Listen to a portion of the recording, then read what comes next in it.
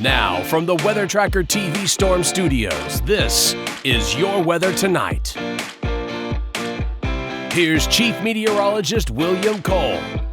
All right, folks, here we go now, heading right on into our Monday evening. And of course, we're all prepping, we're all getting ready for the polar cold front. It does arrive tomorrow, Tuesday. We're talking about a significant chill down, dangerously cold wind chill factors.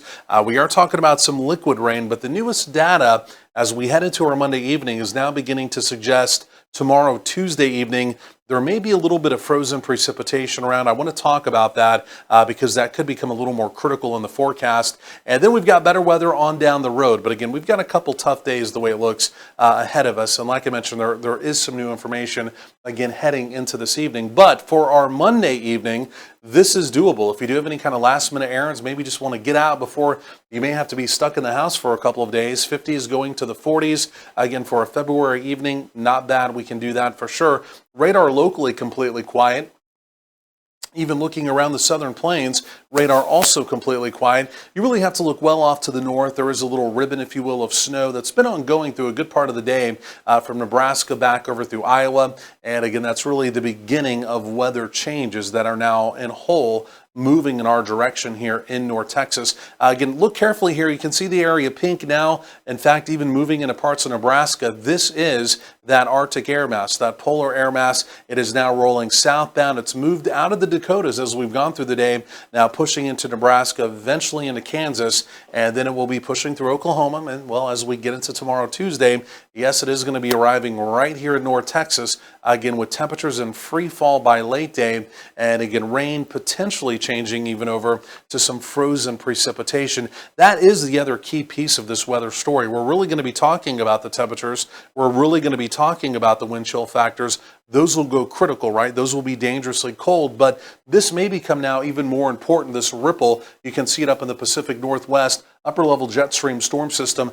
That is also going to come diving down as well. And the way it looks, it is going to give us a better opportunity potentially now of even some frozen precipitation. I'll show you that coming up. So the cold front, yes, it does arrive tomorrow. Again, I think the probability of that frozen precipitation that I've now mentioned a couple times is also going up. But the other piece of this, it is going to be the wind chill factors. Wind chill factors may go sub-zero. Wind chill factors may go sub-zero as we go through this event. Obviously, that's going to be extremely dangerous for you, but again, also for any kind of outdoor pets. Please keep them in mind during this cold weather episode. So there goes that storm system.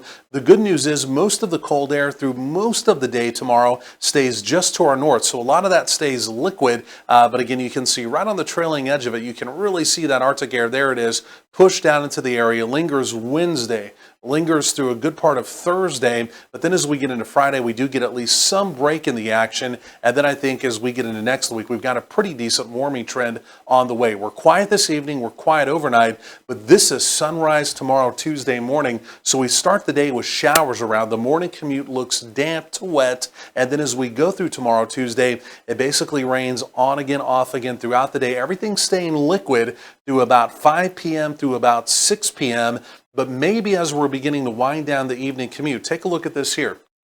You begin to notice a little bit of pink showing up. That's the modeling at least suggesting some light freezing rain and maybe even some light freezing drizzle. Elevated surfaces around the Metroplex, the High Five, the Mixmasters, anything like that, any of the flyovers could go downhill very quickly.